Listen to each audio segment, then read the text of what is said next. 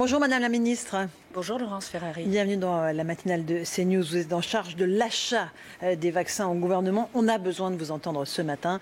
Le laboratoire Pfizer a annoncé un retard dans la livraison aux pays européens. Dans quelles mesures serons-nous pénalisés en France ?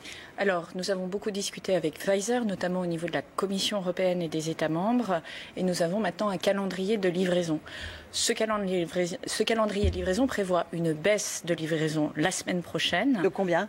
De 140 000 doses.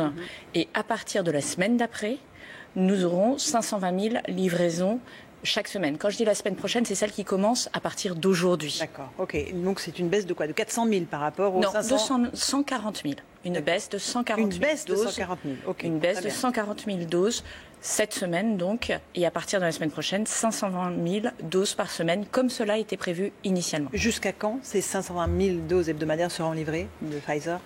Nous reprenons le calendrier initial et nous rattrapons à la fin du premier trimestre le retard de cette semaine, donc les fameuses 140 000 doses qui n'auront pas été livrées. Donc ce que vous nous dites, c'est que c'est quasiment indolore si on est autour de 100 000 doses non livrées. Ce que je vous dis, c'est qu'effectivement, Pfizer nous garantit quelque chose de quasiment indolore. C'est très important, mais nous serons extrêmement vigilants. Nous sommes en train de travailler avec les autorités sanitaires belges, puisque c'est un souci sur l'usine belge au moment de la montée, de l'accélération des capacités de production, parce que c'est un challenge industriel énorme qui est en train de se jouer pour augmenter le nombre de doses. Vous savez que la Commission européenne a sécurisé 600 millions de doses Pfizer pour l'ensemble de l'Europe. C'est plus qu'aucun continent au monde. Même les États-Unis ? Les États-Unis sont à 200 millions de doses. Donc on voit bien que les Européens vont être équipés, mais pour assurer la production de ces doses, il faut pousser les machines, lancer les différents sites, et ça prend du temps. Et parfois il y a des petits incidents, et c'est ce qui s'est passé ici. Donc vous êtes rassurante et rassurée par ce que vous a dit Pfizer ? Je suis rassurée, mais vigilante. Très bien. Combien de doses est-ce que nous avons au global ? Est-ce qu'on peut avoir un ratio entre ce que nous avons dans nos frigos, ce qui va encore nous être livré ? Alors, nous avons commandé plus de 3,5 doses par Français. Ce sont des précommandes sur des candidats vaccins qui ne sont pas encore arrivés. Et à l'instant T, combien est-ce que nous avons de doses ? On sait qu'il y a environ 422 000 Français qui ont été vaccinés depuis le début du lancement. Est-ce qu'on a bien 1 600 000 doses dans nos frigos, ou c'est plus, ou c'est moins ? On n'a pas vraiment de 1 600 000 doses dans nos frigos, c'est ce qui a été livré. Mais vous avez 420 000 Français qui ont été vaccinés. Donc vous faites le calcul et vous ajoutez ces livraisons hebdomadaires, 380 000 doses cette semaine de Pfizer, plus à peu près 50 000 de Moderna. La semaine prochaine, 520 000 doses. Et donc chaque semaine, vous faites la différence entre le nombre de doses livrées, le nombre de personnes vaccinées. Nous sommes encore en train d'augmenter les vaccinations. Olivier Véran l'a bien dit. Donc à un moment, nous serons en saturation d'utilisation de nos doses. C'est-à-dire qu'on ne pourra plus les administrer ou les commander, la saturation ? On continuera à les administrer. Je veux dire qu'on utilisera toutes les doses livrées. Et c'est très exactement ce qui nous est demandé, c'est d'être à pleine puissance de façon à avoir le maximum de vitesse de vaccination. Vous avez la première dose, il faudra organiser la deuxième dose.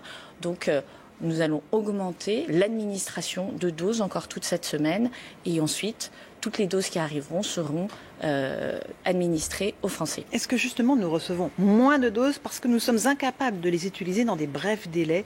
On a beaucoup de stocks dans nos frigos. Est-ce que c'est un ratio qui se fait comme ça ou pas du tout ? Non, c'est un ratio qui est populationnel. Donc ça n'a rien à voir avec la vitesse de vaccination. Et comme vous pouvez le voir, la France continue à monter en vaccination. L'Allemagne a dû un peu redescendre précisément parce qu'ils étaient partis très fort, mais justement ils ont eu à un moment un petit problème d'ajustement. Donc chacun se rôde. Mais ce qui est sûr, c'est qu'à la fin du mois, 1 million de Français seront vaccinés, que notre objectif est de vacciner 15 millions de Français à la fin du mois de juin. À la fin du mois de juin, d'accord. Parce qu'il y a beaucoup de ministres qui ont dit d'autres chiffres, mais ça, c'est le chiffre officiel. Tout à fait. Les élus locaux, néanmoins, disent leur inquiétude parce qu'ils ont mis sur pied en un temps record des centres de vaccination, et qu'aujourd'hui, il y a des centaines de personnes qui ont pris rendez-vous, déjà des rendez-vous qui s'étalent jusqu'au mois de mars pour les personnes prioritaires cette semaine, c'est-à-dire les plus de 75 ans et pathologies graves, et qu'ils n'ont pas les doses. Donc en fait, ils ont mis en place leur centre pour pas grand-chose en fait. Alors, C'est plutôt le contraire, c'est-à-dire que le ministère de la Santé avait comme objectif de mettre sur pied 600 centres de vaccination pour la fin du mois. Nous sommes aux alentours du 20 janvier et vous avez déjà plus de 700 centres de vaccination. Donc trop de centres, pas assez de vaccins. Le ministère de la Santé a été très clair, c'est-à-dire le fait que les collectivités locales mettent sur pied des centres est une très bonne chose, ça permet d'avoir des centres de proximité, mais le nombre de doses produites par les chaînes de Pfizer ou de Moderna n'en augmente pas pour autant. Et en tout état de cause, ce qui nous tient à cœur, c'est d'avoir une répartition équitable des doses sur le territoire. Et là où nous sommes un peu affectés, c'est d'avoir des élus locaux qui voudraient en avoir plus par rapport à d'autres élus locaux. Nous resterons sur une règle de répartition équitable sur les territoires, comme nous l'avons fait au niveau européen. On est dans l'attente de l'homologation du vaccin AstraZeneca par l'Agence européenne du médicament. C'est ce vaccin qui pourrait nous sauver la mise ou pas ? Ce vaccin devrait être examiné par l'Agence du médicament fin janvier. Il ne présente pas exactement les mêmes caractéristiques que le vaccin Pfizer et le vaccin Moderna. Donc ce sera à l'Agence du médicament de préciser quelle est l'indication vaccinale, pour quel type de population il doit être retenu, et ensuite à l'autorité de santé de préciser vers quelle population on l'orientera, puisque chaque vaccin a des spécificités. L'AstraZeneca a deux caractéristiques. On en produit beaucoup très vite. Ça, c'est une très bonne nouvelle. Deuxième caractéristique, la logistique est plus simple. Il suffit d'un simple frigidaire pour le conserver.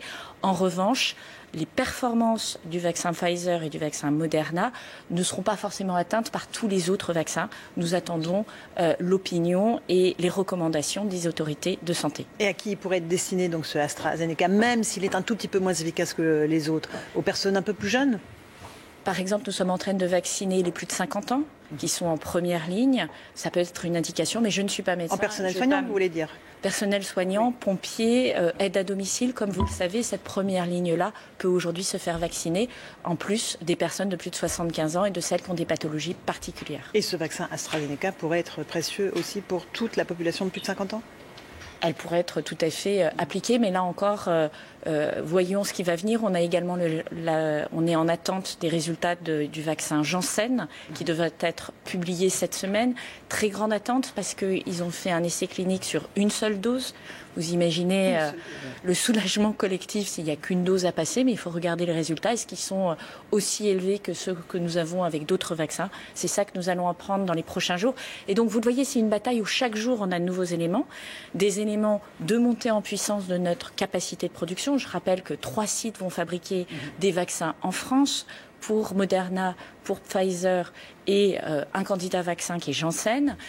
Mais nous sommes aussi en attente des résultats cliniques pour savoir si on augmente le capacitaire et on peut encore augmenter nos capacités de vaccination. Et on a commandé autant d'AstraZeneca que de Janssen, c'est ça? C'est les deux plus grosses commandes en réalité. Tout à fait, et de CureVac. On est aux alentours de 400 millions de doses sécurisées sur ces deux vaccins. Pfizer, vous le saviez, on en avait commandé 300, donc initialement un peu moins, parce que la logistique complète de ce vaccin avait un petit peu réfréné les envies des États. Ça, c'était au mois d'août, mais nous avons corrigé ce point sur la base des résultats. Nous sommes aujourd'hui à 600 millions de doses commandées pour l'ensemble de l'Union européenne. Vous avez évoqué des labos français qui vont fabriquer Pfizer et Moderna. Est-ce que Sanofi aussi va pouvoir mettre à disposition ces chaînes de production qui ne sont pas utilisées en grande partie puisque son candidat vaccin est très retardé pour fabriquer et aider à la fabrication des vaccins Pfizer et Moderna? Alors, Sanofi utilise ces chaînes de production aujourd'hui. Je rappelle que c'est le deuxième producteur de vaccins en Europe et que notamment il produit le très précieux vaccin contre la grippe. La campagne de vaccination est terminée pour la grippe. Oui, mais il faut préparer la génération d'après. Donc pour l'automne prochain. Okay. Ça se prépare maintenant en production, on le voit bien. Il faut bien 6 mois pour commencer à monter les productions. Par contre, nous sommes effectivement en train de regarder avec Sanofi s'ils peuvent débloquer des capacités de remplissage de flacons de vaccins, parce qu'ils ont des grosses capacités en la matière. Ça veut dire qu'ils doivent pousser un petit peu les murs et retarder certaines productions. Donc c'est un travail qu'ils font aujourd'hui avec 2 laboratoires qui sont plus intéressés et qui qui cherchent des capacités de finition. Et nous sommes à leur côté, aux côtés de Sanofi, mais aux côtés d'autres laboratoires, parce que l'enjeu n'est pas que ce soit Sanofi, Pierre-Paul ou Jacques qui mettent à disposition leurs capacités. L'enjeu, c'est d'avoir les solutions industrielles les plus efficaces. Nous avons des chaînes de production européennes. Je prends l'exemple de la France. Nous sommes très bons en remplissage, qui est une opération très technique. On ne sait pas simplement remplir une bouteille de shampoing, c'est beaucoup plus compliqué. En revanche, les plus grosses capacités de production de vaccins à ARN messager sont en Suisse, en Allemagne et en Belgique, et nous récupérons ces quantités pour les mettre dans du flaconnage. Donc c'est un enjeu collectif et de solidarité, et il faut prendre les sites les plus gros, capables de basculer le plus rapidement. C'est ce que nous faisons avec Sanofi pour voir si c'est les meilleures solutions, mais nous avons d'autres contacts avec d'autres labos. Et Sanofi met de la bonne volonté dans tout cela ou pas? Oui, beaucoup de bonne volonté. Ces vaccins qu'on va fabriquer sur le sol français sont dans la quote-part, donc ça veut dire qu'ils ne seront pas distribués en priorité aux Français, si j'ai bien compris. Tout à fait, parce que ce qui paraît bizarre quand même. Encore une fois, c'est une chaîne de production européenne, c'est-à-dire que vous avez plusieurs étapes et ces étapes sont réalisées dans différents pays. Si nous ne faisions que du vaccin en France, nous n'aurions pas grand-chose parce que nous n'avons pas, sur certaines étapes, les plus gros sites. D'où cette solidarité qui permet d'avoir beaucoup plus de vaccins. Et vous le voyez, passer de 300 à 600 millions de doses Pfizer sécurisées sur l'année, ça veut dire que nous avons été capables, ensemble, de mettre une organisation de production de vaccins qui double cette production.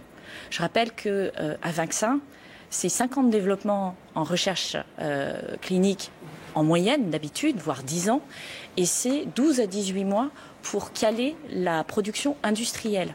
Là, nous sommes en train d'enchaîner des exploits techniques collectivement, et ça, ce n'est possible que si on met l'ensemble des forces dans la bataille, c'est-à-dire les meilleurs de chaque pays. Est-ce qu'on va travailler, vous êtes la ministre de l'Industrie, justement à redonner à la France cette capacité de fabriquer sur son sol ses propres vaccins sans attendre la Belgique, la Suisse ou je ne sais quel autre pays? Vous avez raison de poser cette question. Moi, c'est un combat que je mène avec le président de la République, avec le Premier ministre et Bruno Le Maire. Nous avons, au mois de juin, avec Olivier Véran, lancé un appel à projet pour augmenter nos capacités de fabrication de vaccins, mais pas seulement de vaccins, également de médicaments. Je crois que tous les Français sont sensibles à ça. Nous avons aujourd'hui les 3 sociétés qui vont fabriquer des vaccins, c'est parce que nous les avons accompagnées depuis le mois de juin et qu'elles vont bénéficier de financement français. De la même manière, nous avons lancé un projet avec Sanofi d'une très grande capacité de fabrication vaccinale qui puisse être mise à disposition des Français au moment d'une épidémie, puisqu'il est possible que cet événement-là ne soit plus isolé dans le temps, ne soit plus un élément historique qui arrive tous les 3 siècles. Et cette capacité sera installée à Marcy-l'Étoile, près de Lyon, et c'est un investissement de Sanofi de 600 millions d'euros. Donc nous avons évidemment anticipé cette problématique. Et il faut qu'on continue parce que, je veux le redire ici, la désindustrialisation qui a été le marqueur des mandatures précédentes, elle a coûté 1 million d'emplois à la France, elle a coûté aussi des pertes de sites industriels. Nous avons diminué par 2 notre capacité à produire des vaccins, des médicaments en France. Aujourd'hui, nous renversons la vapeur depuis 3 ans avec le président de la République. Il y a un sondage IFOP qui montre que 54% des Français souhaitent désormais se faire vacciner. C'est mieux, ça augmente de 15 points. Puis il y a aussi l'idée d'un passeport vaccinal pour accéder à certains lieux, l'avion, le transport en commun, mais aussi on peut penser aux lieux de culture, aux restaurants. Est-ce que cette idée de passeport vaccinal ne doit pas faire son chemin pour permettre à tous ceux qui sont à l'arrêt, en état de mort cérébrale, de reprendre petit à petit leur activité? Alors, c'est une idée qui va de toute façon être instruite. Aujourd'hui, le regard que nous posons sur cette situation, c'est qu'il y a très peu de vaccinés. Et par ailleurs, nous avons encore une incertitude sur à quoi sert exactement le vaccin. Nous savons, ça c'est très net, qu'il est capable de limiter le risque de développer des formes graves. Ça, nous avons des résultats exceptionnellement élevés, y compris en comparaison d'autres vaccins pour d'autres pathologies. En revanche, nous n'avons pas encore une assurance que ça diminue fortement la transmission du virus. Autrement dit, je peux attraper le virus, faire une forme très limitée, mais je peux vous le transmettre. Tout en ayant été vacciné. Tout en ayant été vacciné. Ou en tout cas, je ne suis pas sûre que je ne vais pas vous le transmettre. Donc c'est ces données-là que nous devons... Vous pouvez développer la maladie alors que vous avez été vacciné ? C'est une possibilité qui n'est pas exclue aujourd'hui. Et l'enjeu que nous avons, c'est d'avoir des statistiques qui nous disent si le fait d'être vacciné diminue mon risque de disséminer le virus à mes voisins de 20%, ça c'est pas assez, 50%, là ça commence à être intéressant, ou 80%, et là c'est une vraie double protection, une protection pour moi et une protection pour vous. Mais encore une fois, si on est vacciné, qu'on a un masque, on ne risque absolument pas ni de transmettre, ni de recevoir le vaccin. Vérifier. Avec un masque, non. C'est ce que les experts veulent vérifier. Avec un masque, on risque rien, a priori. Moi, je ne suis pas médecin. Donc, je vous dis ce que nous disent les experts. Et je pense que c'est très important qu'on clarifie ces éléments-là. On a appris depuis 9 mois que certaines certitudes n'en étaient pas. Et on a intérêt à être extrêmement rigoureux sur les données scientifiques. Après, vous le savez comme moi, en règle générale, un vaccin, il a aussi cette fonction-là de limiter la circulation du virus. La question, c'est de combien, comment et quel est le vaccin le plus efficace dans l'ensemble des vaccins qui arrivent sur le marché. Et quand est-ce qu'on sortira de ce grand flou et quand est-ce qu'on aura des données précises?